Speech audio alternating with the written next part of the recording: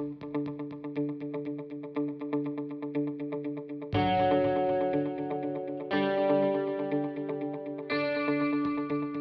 morning, everyone. Let me quickly look at my calendar. Here it is, June 5th, and it is Friday Fireside Chat. We are delighted, honored, and humbled to have a good friend of ours and somebody that we have known, or I have known. I think, Jack, you've also known Sherry for a long time, right? How long have you known Sherry? Probably about a decade or so. I know I've known Sherry. I think we were still in school almost. It feels like that, Sherry. But you were still back in Canada at that time with Roy LePage. But I think it's, I don't know, 20, 25 years, something like that. Well, it's been, I left there in 2003. So it's been, we've known each other for 20 years. Let's just say it was. I think I visited you at Roy LePage. I think you were something like the vice president of training or something at that time. And I think it was 1998 that I visited your offices. But anyways, thank you very much for joining us today. A privilege to have you. And Sherry Chris, for those of you that don't know, I'm sure that you do know, has recently had some additional work added to her title. She is now the CEO of Realogy Expansion Brand Portfolio, I think, right? Is that something right? Correct. And not only you are managing Better Homes and Gardens from its rebirth into the Realogy family, because of course it existed all the way back in the 60s and 70s. And then recently they've added to your portfolio the huge and fairly large, which people think is not as large as it really is, but ERA, which is a very large franchise as well. It's a large brand, and it's larger internationally than it is in the US, which is interesting. So tell us today, where are you still located? I am still in Toronto, and Stefan, you and I have spoken over the past several weeks. So you were in Hawaii then, yes, and I remain in Toronto until Sunday. So I've been here for 12 weeks, and on Sunday I'm flying to JFK, and I will be back on US soil. So I'm looking forward to that, and looking forward to some very busy weeks ahead. Yes, I was in Hawaii for 11 weeks when we were shut down, but I came back about 10 days ago, or 2 weeks ago. So I'm back at the office, and Jack's glad to have you back. Right, Jack? Yeah, absolutely, because that time zone changes. I know. Yeah, the time zone is brutal. Time zone change. Because Stefan would call me, and it's like 10 o'clock at night, and he's wrapping up his day. And or I try to get hold of him in the morning, and it's 3 a.m. in Hawaii, so you can forget it. It's crazy. Well, I mean, we're all smiling chippy face here, and I think we should be, because we're all very positive people. But let's get some of the difficult stuff out of the way, because this week specifically has been a tough week for our country. I mean, we've now, in some way, we've almost had two pandemics, right? I mean, it's been, we haven't even quite resolved the crisis of the one, and we have another one. Any comments from you, Sherry? What's your observations about the struggles we've had this last week, 10 days? It's been a struggle. There's no question about it. And it's heart-wrenching.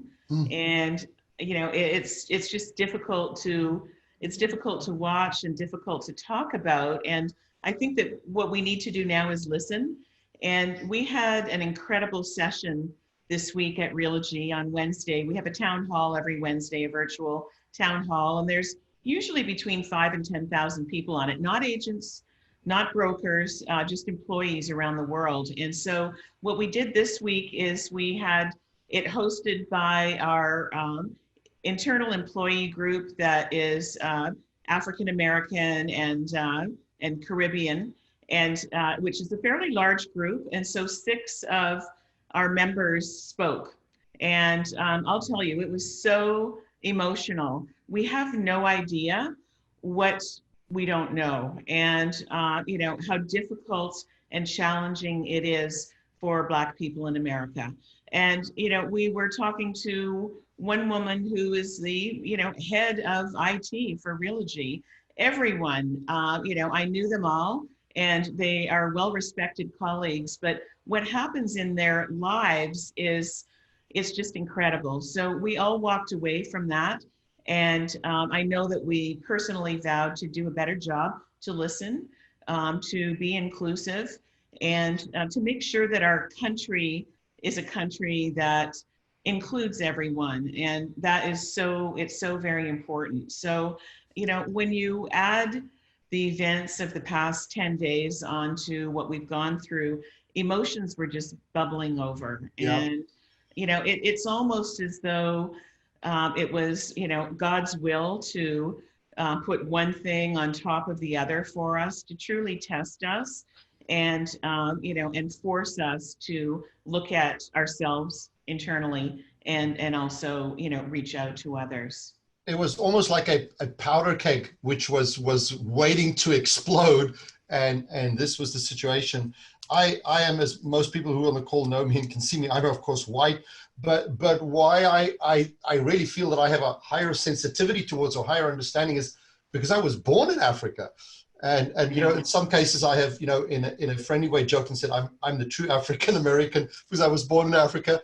But of course the definition is being, of color, which I'm not.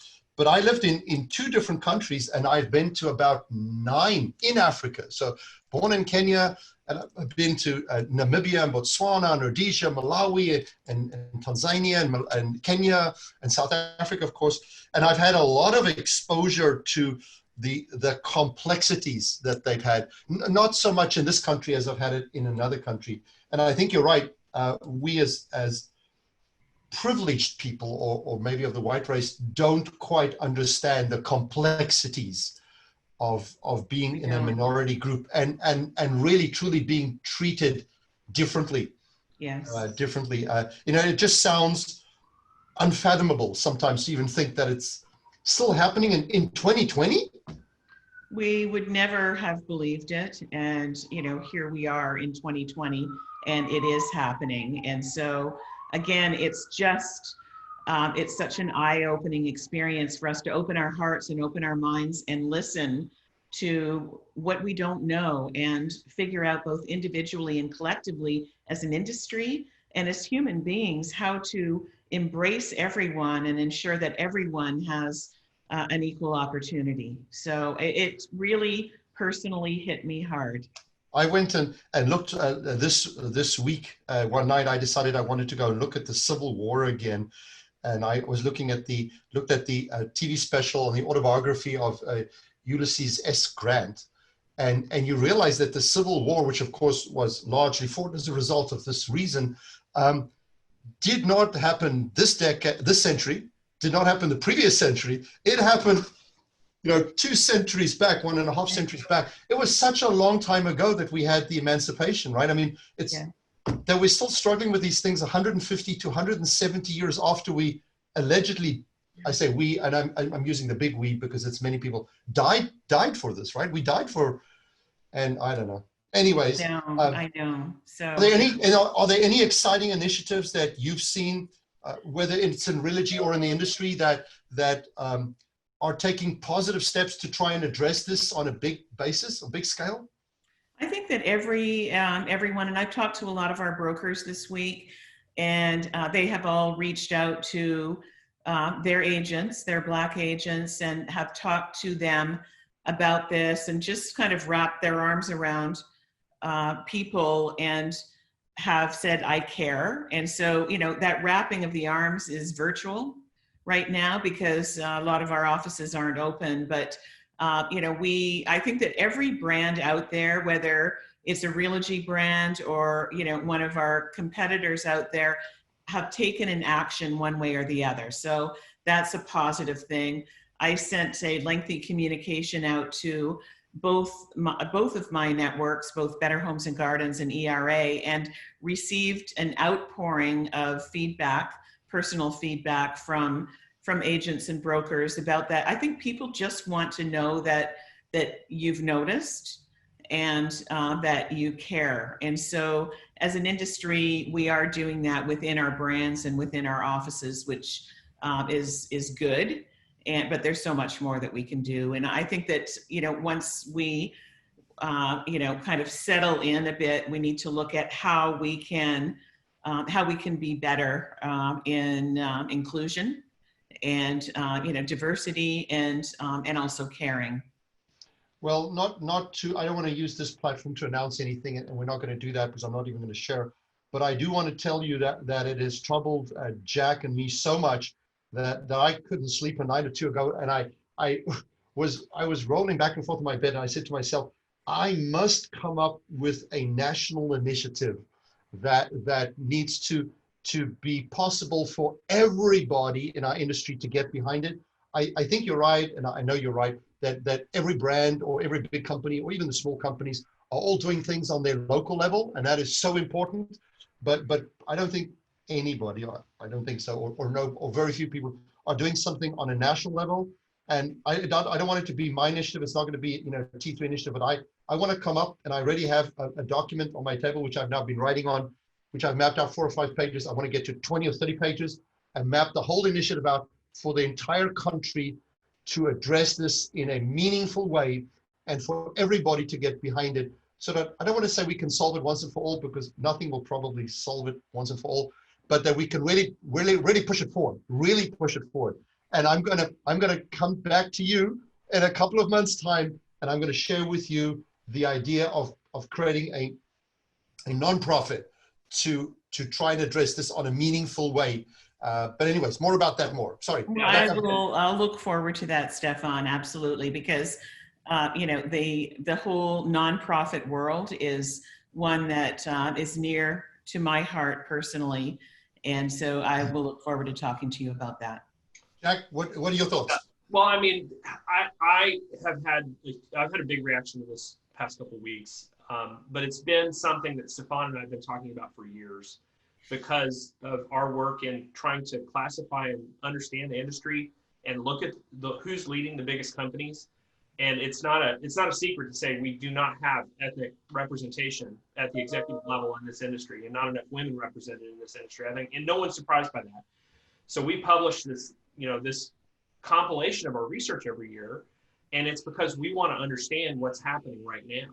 But every time we hit publish, Sherry, I think we're deeply troubled to not see enough ethnic and women representation in executive roles and leadership. And I know that he and I both have, but I know we personally have done things to help people's careers and try to help them grow them. And I know you have too, but it's clearly not enough. It's clearly not. And thank you so much, Jack, for saying that. That is a very meaningful statement. And I do believe that we need more women, and we need more young women in senior leadership. And there's a hashtag on Twitter called MANEL, MANEL. And I know that sounds silly, but what that means is an all-male panel at many technology conferences, all sorts of different conferences. And so we need to get away from that. I do not think for one moment that we should be, putting people on panels that don't deserve to, just to have diversity. That's not what I'm talking about. What I'm talking about, and I hope what you are, is finding talented individuals and helping them succeed. And it's simply that. And that's exactly right. And I like, for me personally, there's nothing more fulfilling than that, where it's like, and a lot of what I find, I know Stefan does too, it's just saying, no, go get in there, go put your hat in the ring, go take that, don't accept less. And it really makes me mad when I see people getting shut down, and it's like, don't take that, don't take no. Like, we're here to back you up. You're a great leader, go get it. We have some great brokers that have come through some of our programs that are women-led companies, women brokers. Just encouraging them, saying, you can build a big company, go do it. We're here to back you up. The whole industry's rooting for you.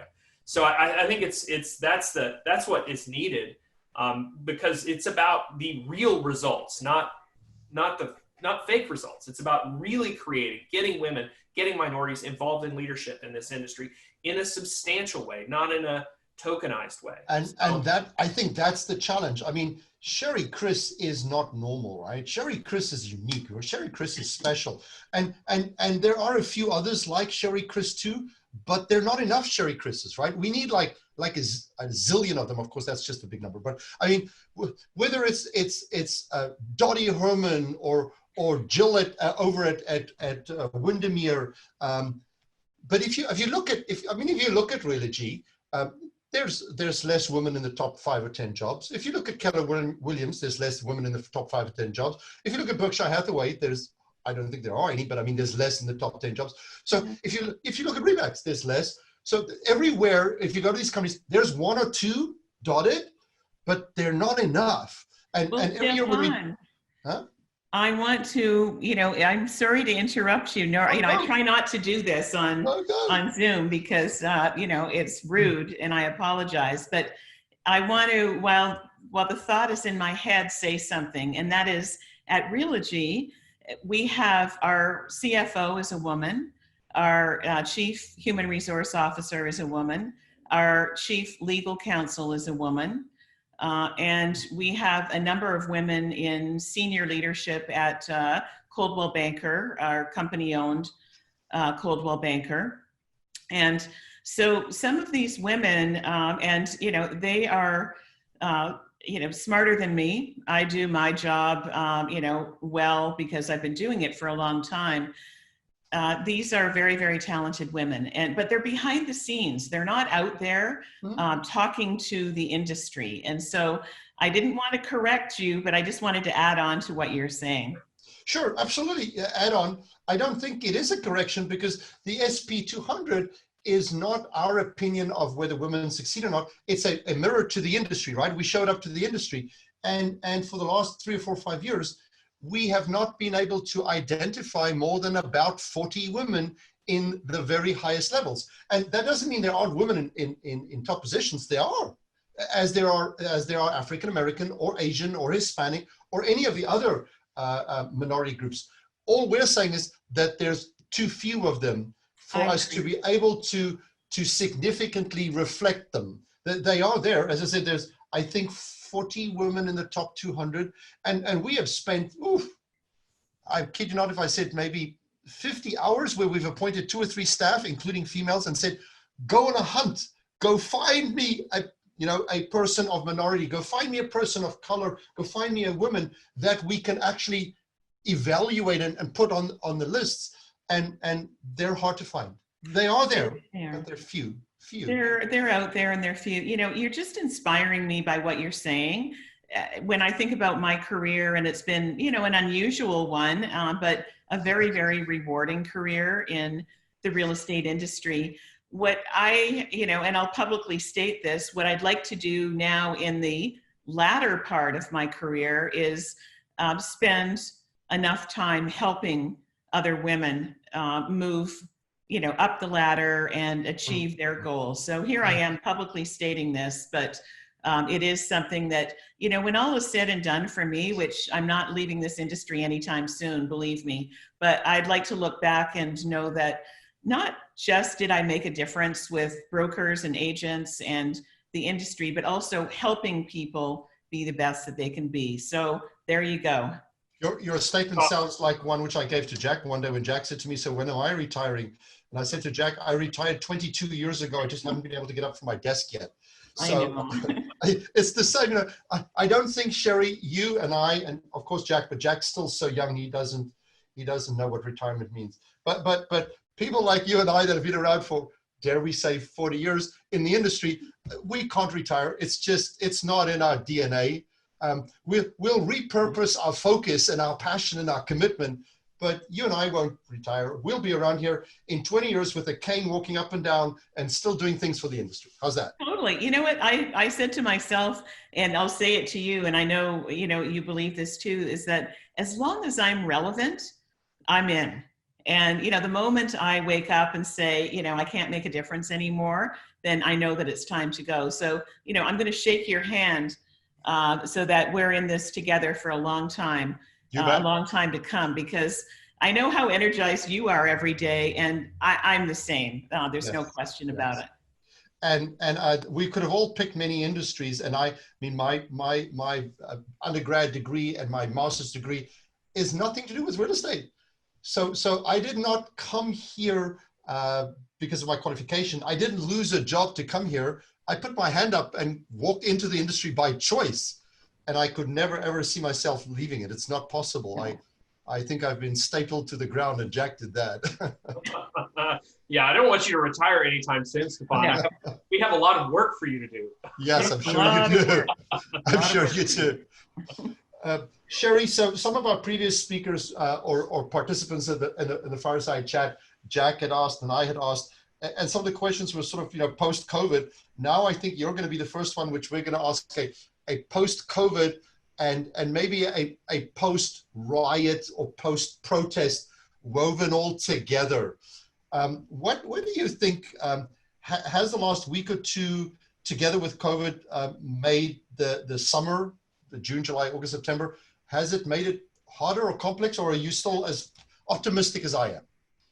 I'm as optimistic as you are, Stefan and Jack, and I'll tell you why, is that there is a pent-up demand, and this is anecdotal, but we're also seeing it in our numbers as well, where people are wanting to move, people that wanted to move before COVID, and now they're just running out there. And so even in communities across the country where we don't normally have multiple offers, we're getting reports of multiple offers on almost every listing, and which to me is very encouraging. Now, what we have to remember is, and think about is that sustainable? Is it going to last, or is it just because many of the states have lifted now and people are getting back to normal?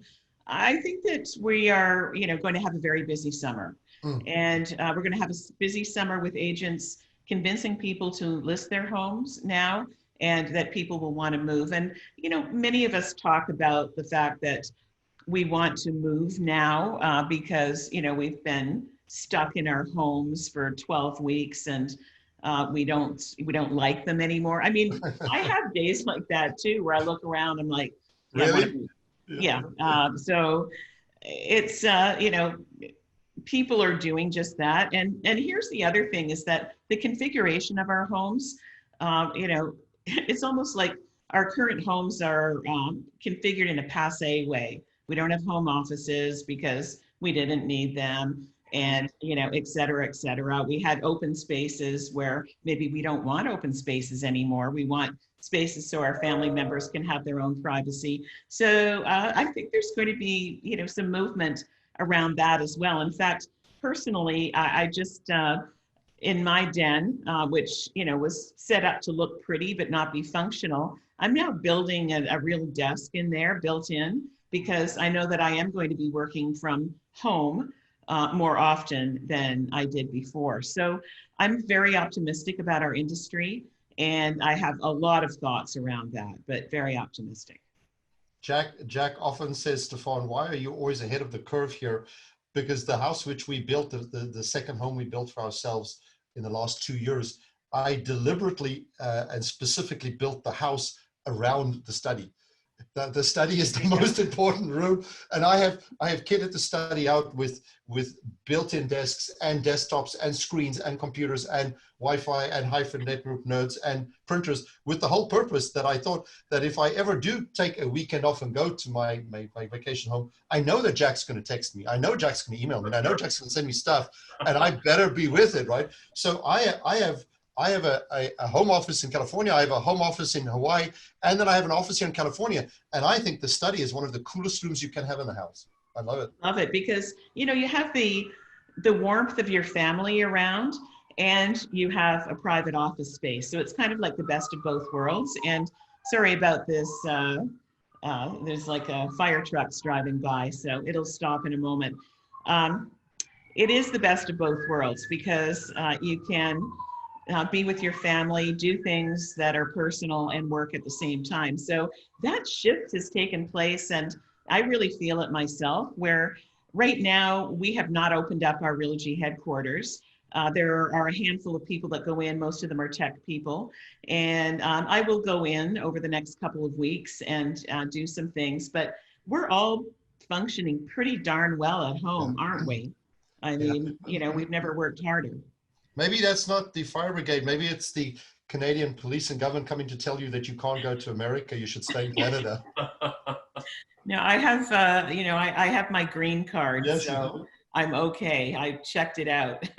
Jack, tell Sherry a little bit about Jack does a lot of research in our company. He and his team and Michelle, they do a lot of great research. Tell Sherry some of that cool stats which you got a while back about showing time. You got some stats about open houses and showing Yeah, time. so we've been watching the kind of a lot of the things that predict that transactions are about to happen, and I think Showing Time's been doing a great job of publishing their numbers. Some of the larger multiple lists have as well, where you can go in and look at how many consumers are looking at listings that are being sent to them by their agent or set up on an auto search.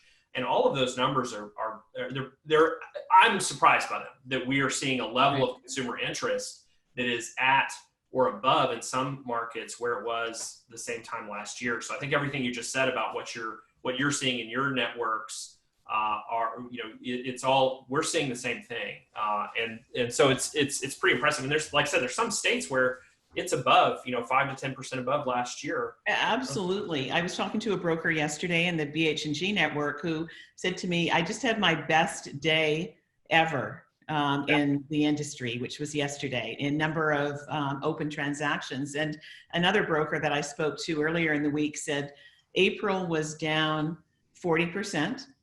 And May was only down 10% in an area that was hit relatively hard. And so he said, June is looking like it's going to be up from June of last year. So those numbers are encouraging, and we're so resilient as an industry. We really are. I mean, we just bounce back. Whatever hits us, we get up, brush ourselves off, and get back at it. And that's one of the reasons why I love real estate so much is the people that are optimistic by nature.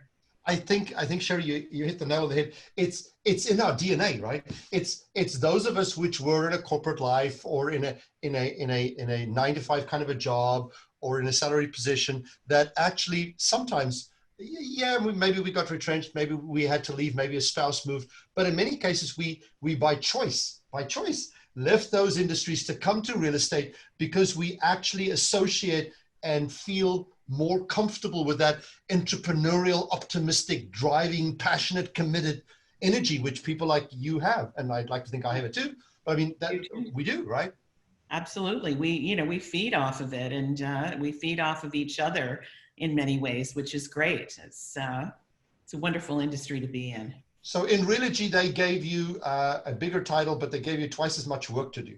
So you have Better Homes and Gardens, and you have ERA. Tell us, how does that work?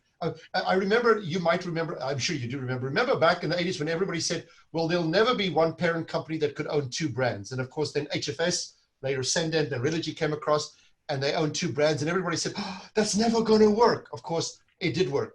Now, not only do we have multiple brands under one umbrella, which we have, of course, in now multiple companies. Berkshire Hathaway has multiple brands. Realogy has multiple brands. Now we actually have one executive, one leader that actually manages multiple brands. I think you might actually be the first person ever that manages, theoretically, two competing brands. I know they're sister brands, but theoretically, two competing brands. Tell us how that works. Well, I think I know I'm the first person within Realogy to do this, and it actually works very well. Here's how it all unfolded. We had actually, sitting in our offices in Madison, New Jersey, the two brands were side by side with a wall in between. And so first thing we did is symbolically, we took the wall down and, flattened everything out. And really what we've been able to do is take best practices from both brands, not secrets, because each brand has a different personality. BH&G is lifestyle, ERA is, collaboration, community, long-standing relationships, very, very different value props, but very important ones. And so the first order of business was, how do we share best practices, take the two teams and bring the best people for the job together, and retain the two, value propositions and the two cultures. And so we think we accomplished that. And, here's the thing, is that within the ERA network, my job is to build trust with the brokers, because they, initially, I'm sure, and thought, what's going on here? Like, we're losing our sole leader. And at BH&G, the same thing, where the brokers said, well, we like our leader and we want her to stay. And so that first order of business was, in fact, building trust, and which Stefan and Jack, we were a little challenged by that because I was looking forward to our conference in Nashville on March 26th and 27th, and it got canceled. And so, we put on a virtual conference, but not quite the same. It's not the same. But here's what's happened is that, I always look for the silver linings in everything. Silver lining of COVID is that I had the opportunity to, first of all, put on a virtual conference. Secondly, I've had the opportunity to be with over 50 companies, some of them BH&G, but more ERA, in their Zoom sales meetings. And I've gotten to meet people virtually and connect with them on social media, et cetera. And so that has worked. And I'm excited about the opportunity, the future, and how to, when you use the word expansion, that means that we have room to grow and we want to expand. So how to strategically expand both of those brands. It was kind of like a shot in the arm where I thought, okay, bring this to me. I like it. And I'll do the best that I absolutely can. Sherry needed a bigger challenge. Bigger. I was going to say, you take on challenges. Yeah. You knew I did, and others. Of course you did. Me too. I know. Yeah. So Sherry, I've got a question for you about the kind of moving to the virtual conference format, because if somebody had asked me, who is one of the executives in the industry that attends, participates, speaks at, is involved with conferences kind of more than anybody else, I think yours is the first name I would have come up with, honestly. I would have said Sherry Chris. She's everywhere. She goes to the conferences. She's with people. She's on stage speaking. She's networking. You're a powerhouse as far as conferences go. So I'm curious about your perspective on this move to the virtual conference, or because you've done it for your own brand. I know we had Inman Connect Now this week, and so we've done some experiments. We've tried this out. What's your perspective on it as a speaker and as an attendee? Is good, bad, or were we going to keep it? What are we going to do with it? I think we're going to have a mixed year in the future, and for those of us who attended Inman Connect or participated in it, it was a good learning experience, as was the ERA Fuel Conference, which went over 2 days, and you learn what works and what doesn't work and how to connect people. And I think that in 2021, there will be a combination of virtual and live. And of course, some of it's going to depend on things that are outside of our control. Will there be another round of COVID? If that's the case, then there may not be in-person conferences. There's nothing stronger than face-to-face communication.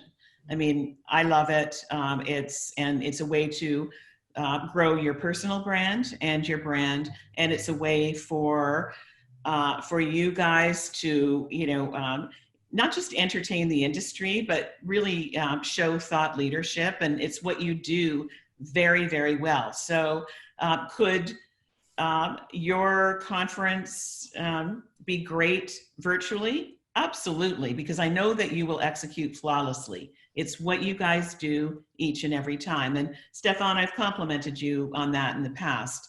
But that face-to-face contact is important. I think what's going to happen, and I'll use myself as an example, I believe that I'll be traveling less in the future, and that I will pick and choose, what's of the utmost importance. That's how I think it's going to go down. And last year I traveled over 200,000 miles. And I, have had virtually zero. I think I'm at 18,000 so far this year, which United's not happy with me, but they're not happy with anyone. But I will pick and choose and be more strategic. So it's been an eye-opening experience that way. And, I believe that if you have the opportunity to put an in-person conference together in 2021, which I truly hope you do, that, you're going to put that extra in, and you do it already, but knowing that people are not going to be going to everything anymore. So it's going to be interesting. I think the stock price of United and American and Delta fell largely as a result of the, I don't know, 10,000 road warriors like you and me that do the 200,000 miles a year trek almost every day, but let's say 2 or 3 times a week. I know, and and that's where, like, when you look at the airlines' revenue, the bulk of their revenue comes from the business travelers who are often traveling in, in business class. Yeah. So they're paying a lot more for the tickets and et cetera. So it's very, very interesting. Yeah. No, I couldn't agree with you more. I most certainly don't have the energy or the time to go to 40 events a year anymore.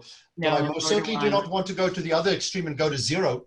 So I think what's going to happen is that we're going to pick, I don't know, out of 40, you're going to pick, I don't pick a number, the best 5, and you're going to say, best 5. I'm going to say the top 5, and it's based on who's attending from my 2 networks that I can meet with, what prospective brokers would be attending, and how can I meet with them, and also the content of the conference and who's attending. So it's going to be interesting.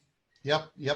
We decided to, we struggled with the T3 Summit for a while. We were thinking, do we postpone, do we delay, do we move it to this, Q3 or Q4? Of course, the questions come up, will Q3 be everything fine? Will it not be fine? And then if other people push to Q3, will we not have too many events in Q3 and Q4? And then you have to respect the people that already have events in Q4, like NAR. So you've got Halloween and Thanksgiving and NAR, and now to squeeze another one in between, that's when we just decided, I know. the year is too full, push it to next year. Instead of doing something this year, which I want to say is half-assed, but instead of doing a half a job or a 3/4 job, is put extra money and effort into the tank and make next year just blow it out of the water. Blow it out of the water, exactly. Yeah. Thank you, guys. There he is. My chair's arrived, so I'm doing my double duty here. Would you like us to wait a minute so you can relocate to your new chairs? I have to sign something, I think. So that's no problem. You're welcome to do so. Jack, you and I are going to have a Friday fireside chat that for the first time we might actually lose our speaker halfway through the talk. It could be a first. It could be a first. Yeah, but I do appreciate, Stefan, when we talked about moving T3 Summit to virtual, that you kind of held to, we only want to do if it's going to be excellent. And we had weeks to even think about doing it.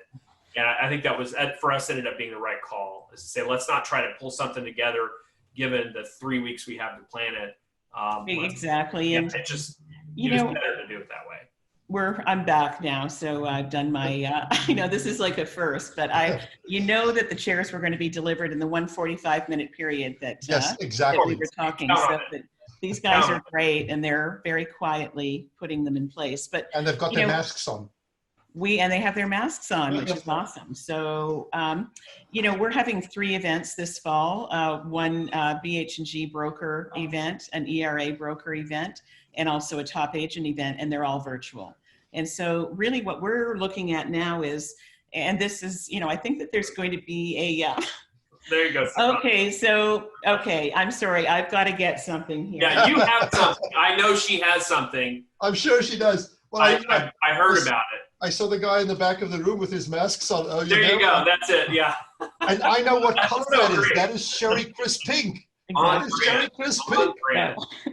We're having fun on a Friday afternoon, but I think that there will be a need for very, very good and excellent production companies that are able to execute on top-notch virtual events. Like, that's a business model that's going to emerge, and Zoom is great, but we need more. And so we've talked to a couple of these companies already for our events, but yes. So we'll get to some more serious stuff, but I just need to quickly throw in. I was reading all the chat box at the same time while we're doing this. You know how we learn to multitask. I see Brett is asking a question. Is the chair pink? That's a good is the chair pink? No. So the chairs are white. And so, pink cushions. I'll do not today, but another time I'll show you my little crib here that I have. So the chairs are white, but with pink accents, of course. Wonderful.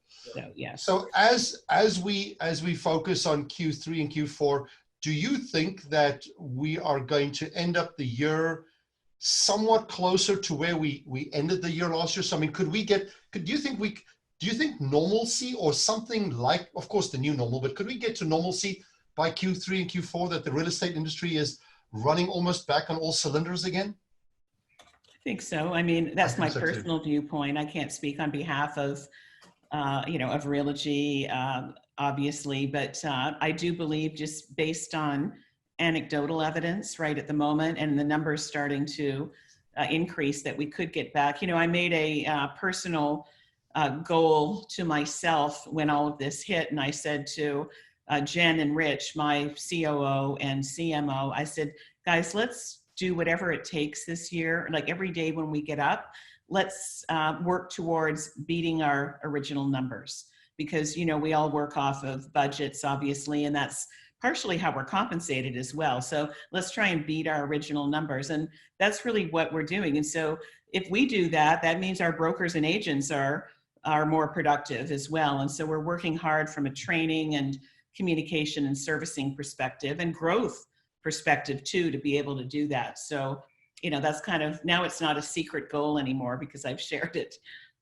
with you guys and others.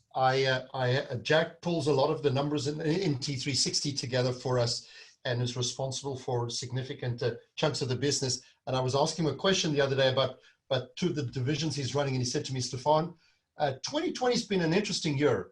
We've actually had our best month in the company's history. Mm-hmm. We've also had our worst month in the company's history. Yeah. And we've also had the most unexpected and most interesting month in our company's history, all in the first quarter and a half. Well, it's crazy when you think about it. I mean, what brokers could say, and I'm sure there are a few of them out there, is that they've had their worst month in the company's history, followed by their best month. Like, yes, that's unheard of. It's ridiculous to even think about that. But hey, I hope that we hear a lot of these stories, because that's good for all of us. What kind of a takeaway would you like to leave or give, or what suggestions would you give to any brokers, whether they're part of the families which you're responsible for, or even outside your families? Which best practices or great ideas would you think of sharing? Well, what I talk about a lot right now is strategic growth, because, we're looking at, many of our brokers have right-sized their companies by looking at both physical space and, current staffing that they have, that sort of thing. But you can't cut your way out of, a global pandemic. You need to look for growth. And so I believe that there's a lot of strategic growth opportunity out there. Some companies, whether they're small, medium, or large, brokers are going to put their hand up and say, you know what, I'm out. I don't want to do this anymore. And so for those who are in, those growth opportunities are there. And when we look at growth, it is, through merger and acquisition. It is through organic growth. So if you have a strong value proposition today, and your company is one that's inviting to agents, let's go out and go after them. People are moving around right at the moment. And so let's have them move to your company, whatever brokerage you own and wherever you are.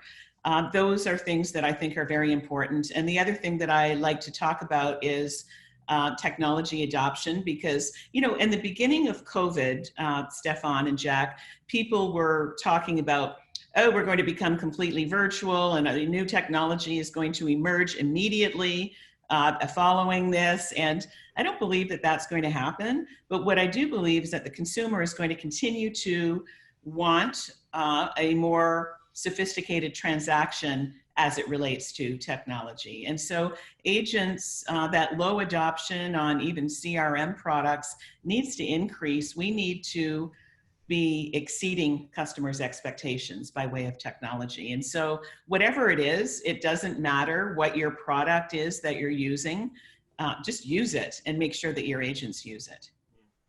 I was going to ask Jack to ask you a question now, but I'm going to ask you a question because I'm reading it from the screen here. And because you had the people interrupt us delivering furniture, we can go over a little time here. So you can give us an extra few minutes if you're okay with that. But one of the awesome leaders we had in the industry, a woman, And I'm reading here from the screen, Pam O'Connor, which we haven't heard from a while. I do honestly mean, but I mean that we miss her.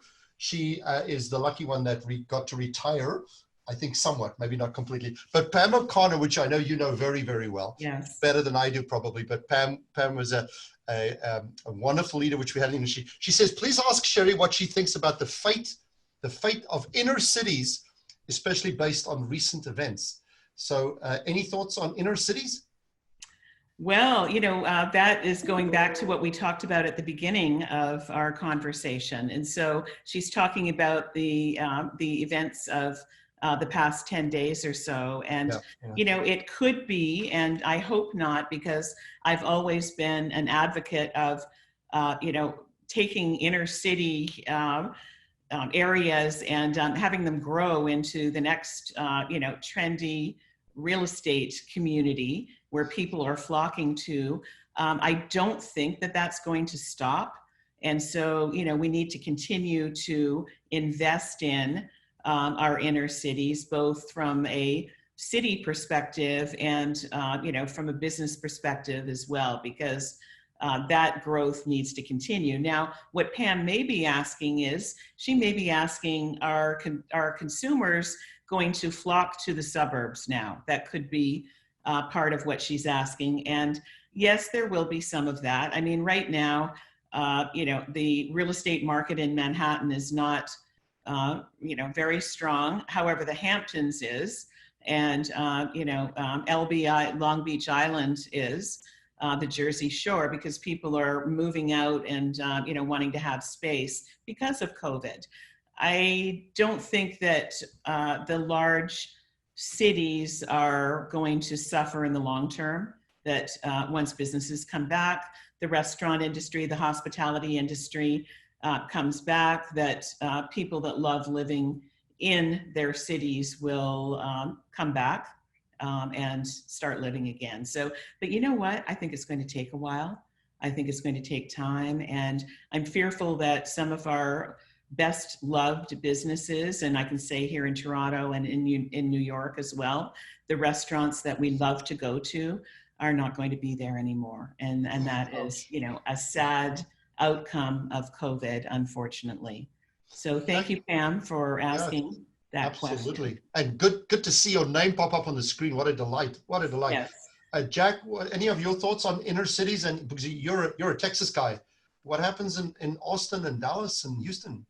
Yeah, I'm hoping that we've had this affordable housing crunch that I think has created a lot of it's a tremendous pressure for housing in some of our biggest cities, and that my hope is that there's a silver lining here, that if we have people that are saying I want to move further out or I want to reconfigure my housing, that in the process of doing that, let's figure out a way how to either create or repurpose or have more affordable housing within both urban and suburban areas. I think it is one of the many ways in which the real estate community can release some of the pressure from people that need that affordable housing. They need to have a place to live that's quality and that they can fit into their monthly budget. And I'm hoping that's a silver lining. It's something I have a lot of thinking around kind of the housing industry's role in some of the things that we've seen in the last 10 days.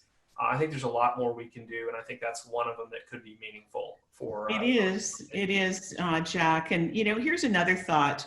Now that we are used to working from home and working remote, and companies like Facebook and Google have said, stay home to their thousands and thousands of employees, at least until next year.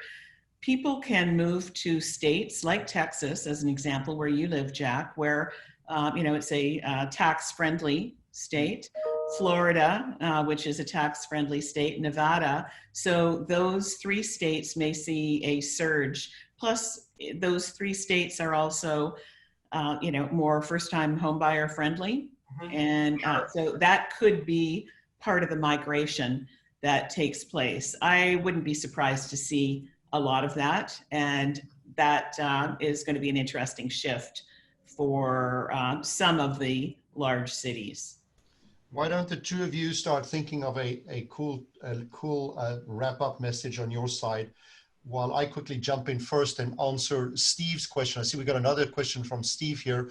And Steve is asking, he says, what might the impact be on recruitment strategies? Might we see a drop of people entering our profession? And I'll take that one because we actually, Jack and I, we had a brainstorm about it not too long ago. We had it on another call discussion. And one of the thoughts I had, Steve, is that we might actually see exactly the opposite. And I say that because it is relatively easy to enter our industry. And with the alleged almost 40 million people that have lost their job, even if we hear that the 6, 7, 8, 9 million may have been re-employed already, or the furloughs might be coming to an end, with that kind of huge number of somewhere between 30 to 40 million people that have been laid off, if you just think that just 1% of them decided to come to our industry, right? Just 1%, not 99%, 1%, that might be a number in the ballpark of 300 to 400,000 people. And yeah, NAR has 1.4 million realtors, and the licensees at the moment is about 2.4. So if you bring in an influx of potentially 300,000 or 400,000, even just as a nominal number, that in itself can be a game changer. And I think that, yes, we will have people leave our industry, but I actually think we will have more come to our industry. So I don't think we're going to have a recruiting problem. I think the problem is, how do you as a broker find a way to attract those incoming people to your organization, as your organization being the one of choice for them, whether you have a special culture or special technology, special location, special brand, you do better service, you do better training, whatever it is that you deliver to your agent population, you've got to get that message out to not just the real estate industry, but past the industry, so that you can attract. And I think companies are going to grow. Some companies are going to grow significantly as a result of COVID. I agree with your theory, Stefan. I do. And, here's another point for brokers. My final point around what brokers should be concentrating on. And that is, what do you stand for? Like, what is your value proposition? What is your culture as a company? And so when we look at the different types of companies that could accommodate this influx of agents that could very well enter our industry, you have to think, you can't be a jack of all trades out there. Do you want to be a boutique? Do you want to be a company that is more culturally aligned with the end consumer? Do you want to be a company that is transaction fee, takes a lot more agents in? So think about that, broker owners, and clearly define your value proposition, and then go out and start recruiting those new and experienced agents. Absolutely. Define, focus, and go hit a home run. It's yours. Yeah, absolutely. Jack, my friend, my colleague, my partner, give us a takeaway here. Wrap it up first. Well, I think I'm going to go back to one of our topic from earlier, that I would just want, especially the executives are listening to this call, real estate leaders, agents, brokers. If you're a woman, if you are a minority, if you come from a disadvantaged background, you have people that are rooting for you, including the people on this call. Yeah. And that we are appropriately oriented towards going out of our way to help you through our programs, through your personal outreach. I know Stefan and I both do a lot of personal pro bono help and consulting and all that. And we've done it for years. And if we've done a bad job, it's that we haven't been more public about saying that we do it, or saying that it's an opportunity. And I know Sherry helps so many people in this industry. We'd love to help you too. So I'd just say that's something I'd say over the last week that Stefan and I have been thinking about. Like, how do we make this more explicit that we are rooting for that audience to come up and to have the opportunities and to have the ability to create wealth for themselves and their families and their communities, and we want them to win, and that would be my message to the audience today based on our conversation. So everybody, thank you for your participation. Sherry, you have a great last weekend in Canada.